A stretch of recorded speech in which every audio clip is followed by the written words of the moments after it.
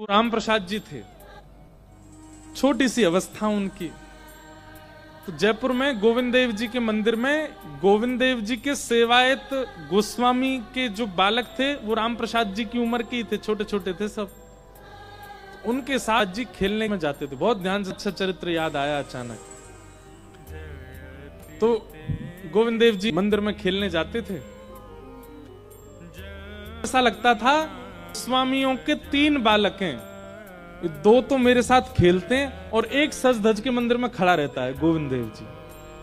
बोले ये वाला जो बालक है जो मंदिर में बैठा है ना, ये शायद गुसाई जी को बहुत ज्यादा अच्छा लगता है। रोज इसको कभी लाल पीतांबरी, कभी पीली पीतांबरी, सोने के आभूषण, हाथों में कड़ूले, पाम में पाजे, मोर मुकुट, कानों में कुंडल और ऐसा तिलक विलक लगा के इतना सुंदर करके तैयार करके उस बालक को तो सिंहासन पे बैठा के रखते हैं। और ये 2 थोड़े कम प्रिय हैं, ये 2 मेरे साथ खेलते हैं। कैसा उनका सहज बाल स्वभाव। तो जब कभी गोटी खेलते थे तीनों बालक मिलकर के, गोविंद देव जी के प्रांगण में ही खेलते थे। तो गोटी खेलते खेलते ये राम प्रसाद जी गोविंद देव जी को देखते और उनको गोटी का प्रलोभन देते। बोले तुम नहीं खेलोगे, हम सब खेलते हैं, तुम भी खेलो। तो मन में विचार करते, जैसे मेरी माँ कभी मैं ज्यादा तैयार हो जाता हूं तो मना करती है ना, बाहर मत जाना, ऐसे ये इतने तैयार रहते हैं, इसलिए शायद इनको अनुमति नहीं होगी खेलने की। लेकिन राम प्रसाद जी का बहुत मन होता था कि कभी गोविंद देव जी उनके साथ गोटी खेलें। उन दोनों बालकों से भी कहते थे, बोले तुम दोनों अकेले आते हो, ये इनको क्यों नहीं लेके आते? तो वो दोनों हंस जाते। वो भी बालक, वो क्या जाने, बोले ये नहीं आते, ये यहीं रहते हैं। एक बात है ना कि जिसका चित्त बहुत सहज है, जो बहुत भोंदू है, जो बहुत सरल है, ठाकुर जी को बहुत प्रिय लग जाता है। वो राम प्रसाद जी का ये बाल स्वभाव कि ठाकुर जी मेरे संग गोटी क्यों नहीं खेलते, ये गुसाई जी का बड़ा बेटा है, प्यारा बेटा, ये मेरे साथ क्यों नहीं खेलता। एक दिन ठाकुर जी ने ऐसी लीला की कि गोस्वामी जी के दोनों बालक अपनी नानी के घर चले गए और वो खेलने नहीं आए। और ये राम प्रसाद जी आकर के मंदिर प्रांगण में बैठकर प्रतीक्षा कर रहे हैं कि वो दोनों कब आएंगे। कभी गोटी नीचे मारें, कभी गोटी उछालें, हाथ में ले लें, और प्रतीक्षा कर रहे हैं वो दोनों कब आएंगे। वो दोनों तो आए नहीं। इतने में राम प्रसाद जी ठाकुर जी को देखने लगे, गोविंद देव जी को, और बोले आज तो तुम्हारे दोनों भाई भी नहीं आए, आज तो तुम आ जाओ, तुम ही खेल लो, आज हमारा मन ही नहीं लग रहा। कभी किसी खंबे पे जाके बैठ जाए, कभी कहीं बैठ, जैसे स्वभाव है उसको खेलने का मन होता है तो वो पीछे पड़ जाता है। ठाकुर जी का मन हो गया कि मैं इसके साथ खेलूं। और तभी ठाकुर जी ने देखा कि एक द्वारपाल बैठा है और एक गुसाई जी अंदर डोल रहे हैं। तो द्वारपाल को तो अचानक इतनी जोर की लघु शंका आई कि वो उठ के भाग गया। और गुसाई जी को बहुत जोर की भूख लगी आई तो वो भी चले गए प्रसाद पाने।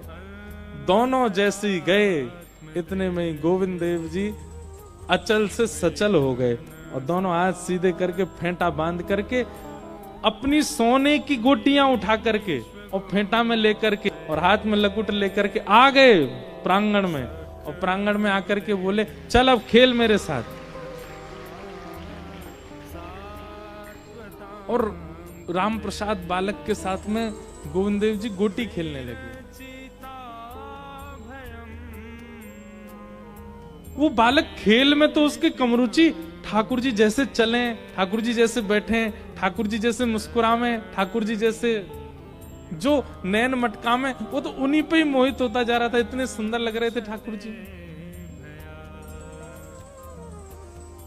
नैना भी राम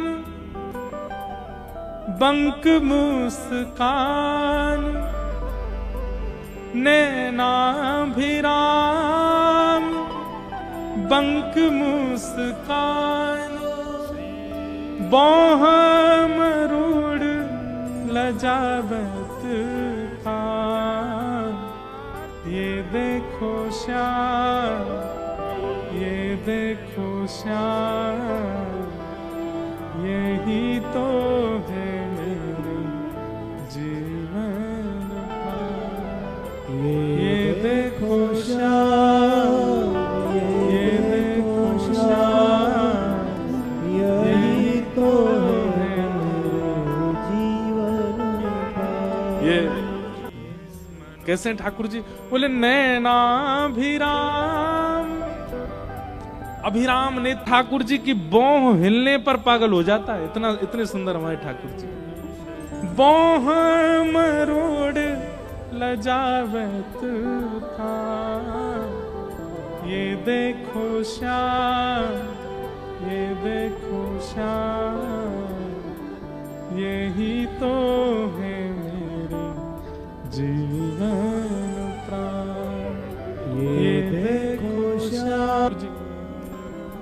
खेलना वेलना भूल गया ठाकुर जी। उसके सामने ठाड़े गए, अरे रोज मोए बुलावे खेलवे आजा, खेलवे आजा, आज मैं खेलवे आऊं तो मेरे संग खेले ही ना आ रहे हो, काई को बुलायो करे।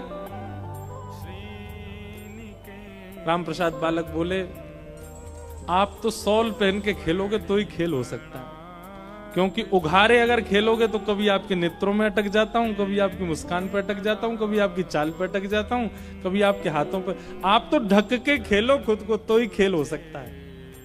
ठाकुर जी बोले, अच्छा दारी के मुंह नीचे बुला लियो, अब खेलना है, रुक जा भी बताऊं। इतने में ही द्वारपाल भी आ गया, गुसाई जी भी आ गए। ठाकुर जी राम प्रसाद जी की सबरी गोटी चुरा के भाग गए और जाके सीधे खड़े आ गए गोविंद देव जी। अब वो छोटा सा बालक, अब वो तो रोने लगा, मेरी गोटी ले गए, मेरी गोटी ले गए, मेरी गोटी लेके चले गए। तो द्वारपाल आया, ए बालक क्यों रोता है, रोज तो आते ही थे खेलने, मेरी गोटी ले गए। कौन ले गया? वो ले गए, ऊपर जाके खड़े हो गए, ऐसे मेरी गोटी उनके हाथ में लग रही है।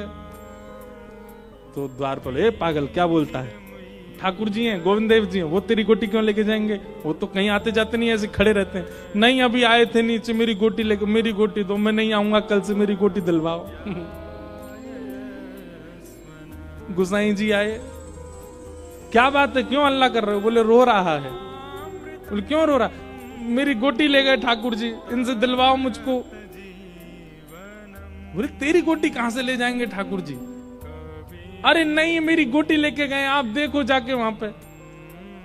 तो बाल स्वभाव को सब लोग हंसी में ले रहे थे, लेकिन पुजारी जी के मन में आया इसकी संतुष्टि के लिए ठाकुर जी के आगे गोटियों का थाल रखा है, खेलते हैं ठाकुर जी, वो एक बार उठा के इसको दिखा देता हूं, देख कोई गोटी नहीं। पुजारी जी जैसे ही गए थाल में जाके देखा तो सोने चांदी की गोटी ठाकुर जी की, और उनमें रंग बिरंगी सामान्य सी गोटियां राम प्रसाद जी की पड़ी हुई थी। गोसाई जी तो देख करके बोले, ये तो मैं ही श्रृंगार करता हूं, मैं ही सब व्यवस्थित करता हूं, जो गोटियां ठाकुर जी की तो है नहीं। उठा करके बालक को दिखा, बोले ये हैं तेरी गोटी? हाँ ये मेरी गोटी है, रोज मैं इनसे ही खेलता हूं, मुझे दे दो। गोसाई जी बोले ये यहां कैसे आई? बोले आप गए थे भोजन करने, ये उतर के आए थे नीचे, इनमें से बड़ी अच्छी सुगंधी आ रही थी चंदन की, और ऐसे डोल रहे थे मेरे साथ, पूरे में पूरे गोटी खेली। अब मैं इनके रूप में इतना मोहित हो गया कि मैंने खेला नहीं, तो मेरी गोटी लेके भाग गए ऊपर। गोसाई जी के नेत्र सजल हो गए, जय हो ठाकुर जी, आपकी सदा जय हो। और ठाकुर जी ने गोटी प्रदान की। फिर वही बालक, उनके साथ और भी कई लीलाएं हुई।